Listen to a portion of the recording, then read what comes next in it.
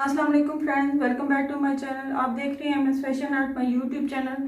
तो फ्रेंड्स, आज मैं आपको ए लाइन शर्ट की कटिंग और इसके नीचे इनर लगाने की लिए वो उसकी भी कटिंग करना सिखाऊंगी। वीडियो शुरू करने से पहले आप मेरे चैनल को भी ज़रूर सब्सक्राइब करें और मेरे वीडियो को भी ज़रूर लाइक कर दिया करें।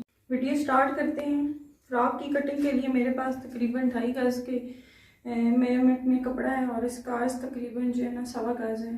तो मैंने इसे प्रेस करके 4 तहों में जो है ना फोल्ड करके तो टेबल पे बिछा दी है कटिंग के लिए। तो ये जो है ना शिफॉन का कपड़ा है, थोड़ा सा हिल जुल है, इसे मैंने कटिंग के लिए जो है ना प्रेस करके बिछाए हुए इसे पिन अप कर लेते हैं। सबसे पहले कपड़े को मैंने पिन अप कर लिया है। तो सबसे पहले जो है ना तीरे वाली साइड पे आ जाते हैं, वैसे निशानात स्टार्ट करते हैं।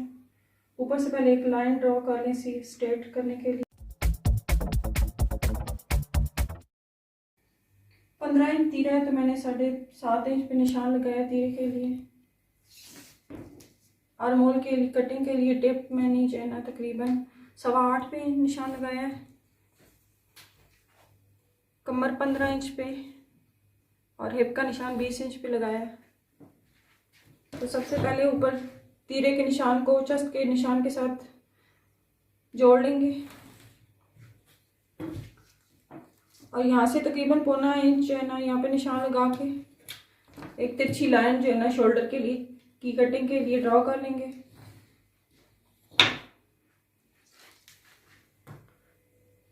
चेस्ट हमारे पास 21 इंच है तो 10.5 पे निशान लगाया है और कमर 17 है तो तकरीबन 8.5 इंच पे।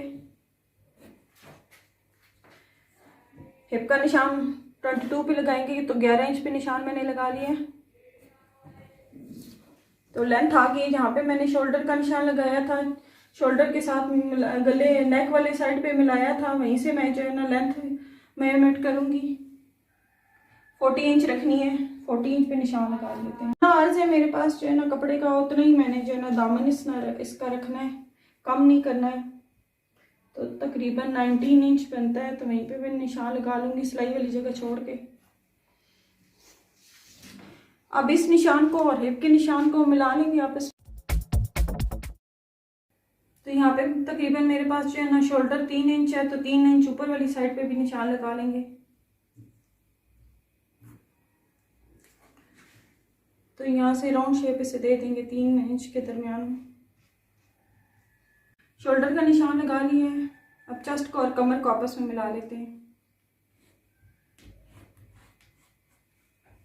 और कमर और हिप के निशान को आपस में मिला लेंगे।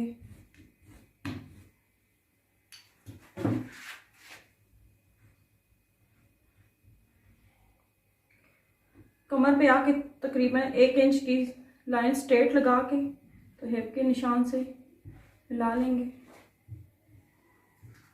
तो ये हमारे निशानात कंप्लीट हो गए हैं। निशानात कंप्लीट हो गए, यहाँ पे हम इसी पे कटिंग स्टार्ट करते हैं।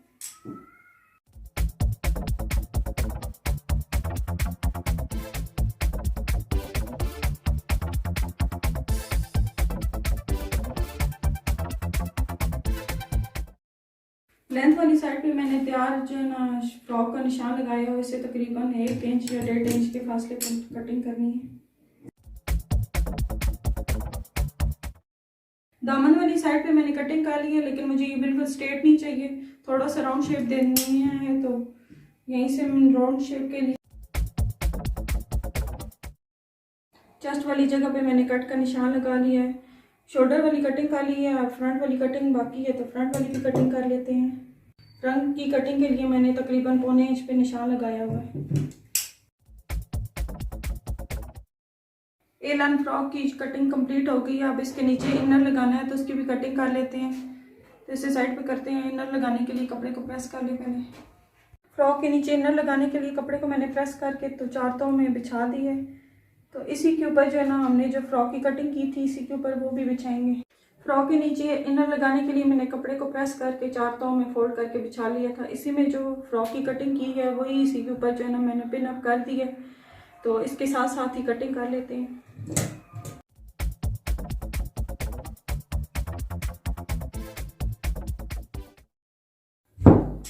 चेस्ट का निशान लगा लें।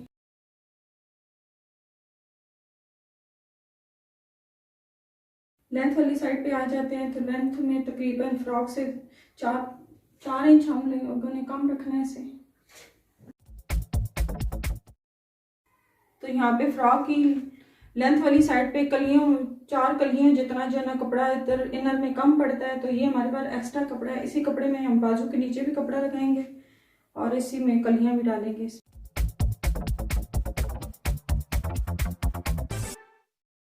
फ्रॉक की कटिंग कंप्लीट हो गई है। हम इसके जो है ना बाजुओं की कटिंग कर लेते हैं। बाजू की कटिंग के लिए कपड़े को मैंने प्रेस करके फोल्ड करके बिछा ली है। तकरीबन ये इसकी विड्थ जो है ना 9 इंच है। 9 इंच के विड्थ कम होगी तो उसके लिए मैंने ये कपड़ा जो है ना एक्स्ट्रा 4 जो है ना पीस काट के तो इसकी शोल्डर में डालने के लिए रखे हुए हैं। तो सबसे पहले हम जो है ना बाजुओं की लेंथ देख लेते हैं। फ्रंट से जो है ना इसको सीधा कर लेंगे। इसके साथ मैंने तकरीबन 1.5 इंच के फासले पे एक और लाइन ड्रॉ कर लेनी है।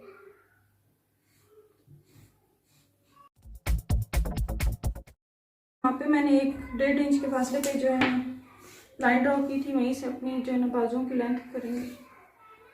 22 है लेंथ, तो तकरीबन 23 पे निशान लगाऊंगी। सिलाई में भी आएगा कपड़ा।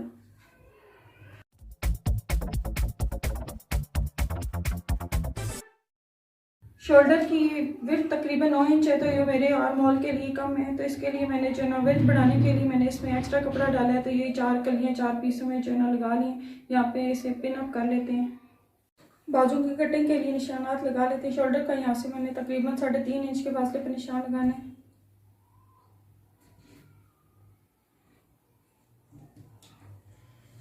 और बॉटम बाजू ही चाहिए, तो यहाँ तकरीबन जो है ना सिलाई जितना निशान लगा लें। इसी 3.5 इंच के निशान को ऊपर शोल्डर तक लेके जाना है।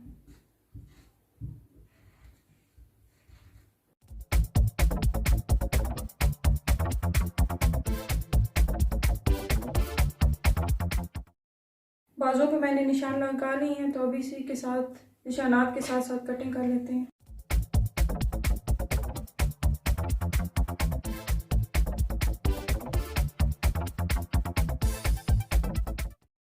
बाजुओं की कटिंग कंप्लीट हो गई है। बाजुओं के जो है ना फ्रंट वाली साइड पे जो है ना 2 पीस जो हैं उनकी कटिंग करनी है। तो इसके लिए मैं पहले निशान लगा लेती हूँ।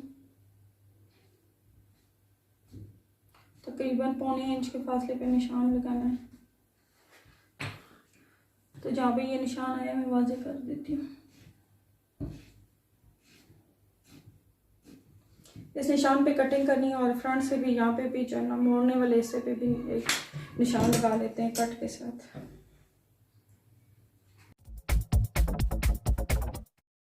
ए लाइन फ्रॉक की कटिंग कंप्लीट हो गई है और बाजुओं की भी कटिंग कंप्लीट हो गई है। जिस जिसको मेरी वीडियो पसंद आई है लाइक और शेयर ज़रूर किया करें। हमें चैनल पर नए आने वाले मेरे चैनल को भी ज़रूर सब्सक्राइब कर दिया करें। अल्लाह हाफिज़।